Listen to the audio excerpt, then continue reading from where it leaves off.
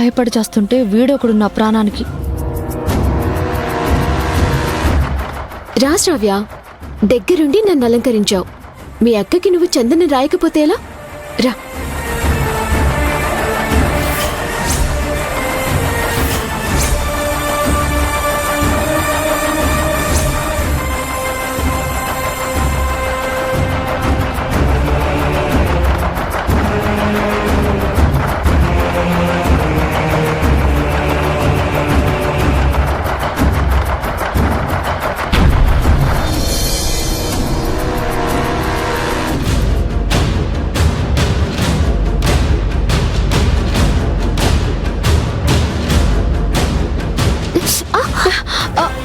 జ్యోతి,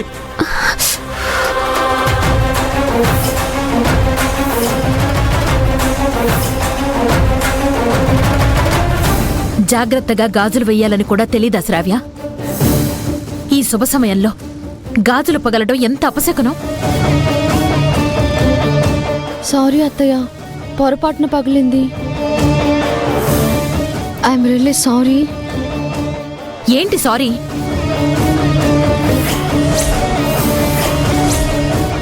తనకి తెలియదులేండి అత్తయ్య, వదిలేయండి. ఇంకొకటి తీసుకుని వేచేళ్ళి.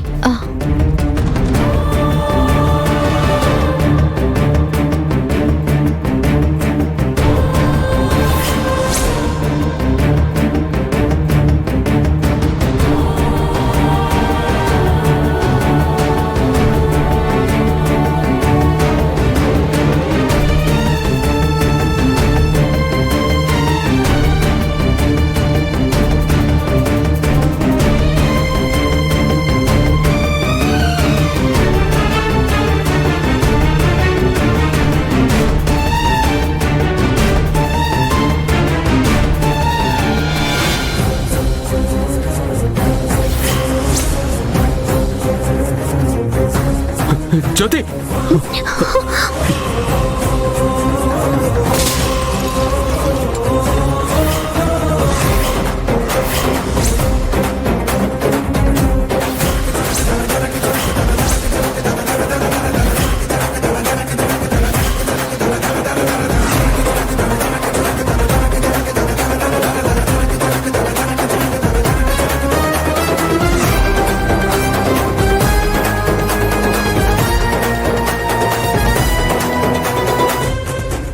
కొద్దిలో ఎంత ప్రమాదం తప్పింది. ఎందుకు జ్యోతిని ప్రమాదాలు ఇలా నీడలా వెంటాడుతున్నాయి? సమయానికి బ్రదర్ చూసి జ్యోతిని కాపాడాడు కాబట్టి సరిపోయింది. లేదంటే చాలా ఘోరం జరిగేది. ఎక్కడో పెద్ద అదృష్టం ఉంది. అందుకే అమ్మాయికి కడుపులో బిడ్డకి ఏమీ కాలేదు. జ్యోతికి అదృష్టం బంక పట్టినట్టు పట్టింది. ఈసారి కూడా తప్పించుకుంది. అసలు ఈ షాన్లియర్ ఫిక్స్ చేసినాడు అక్కడ వెళ్ళిపోయాడా? వెళ్ళిపోయినట్టున్నాడు బ్రదర్. ఎందుకైనా మంచిది, నేను ఒకసారి బయటికి వెళ్ళి చూసొస్తాను.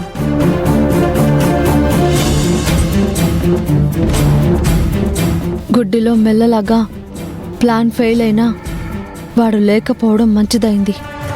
వాడి పాటికి వెళ్ళిపోయి ఉంటాడు. ఒకవేళ వాడి గురించి ఎవరైనా అడిగినా ఏదో ఒకటి చెప్పి తప్పించుకుంటాను.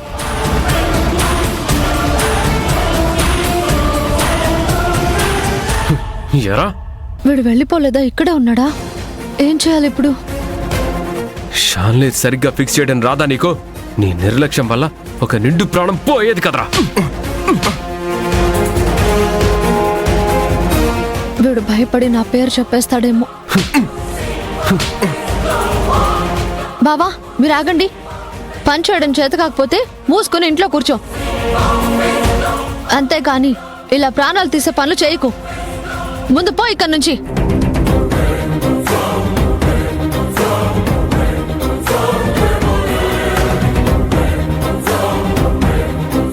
బావగారు, అక్క, అత్తయ్య, మీరందరూ నన్ను క్షమించండి.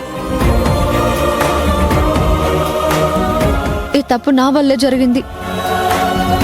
నేను అసలు ఈ శాండ్లీర్ ఆర్డర్ ఇవ్వకుండా ఉండాల్సింది. అసలు ఇలా జరుగుతుందని అనుకోలేదు.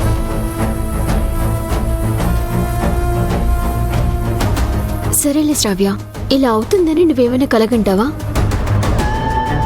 ఒరే రాజీవ్, జ్యోతికి అడుగడుగునా గండాలే ఉన్నట్టున్నాయి. జాగ్రత్తగా కనిపెట్టుకునుండు. అలాగే నానమ్మా. మేము కూడా బయలుదేరుతామండి.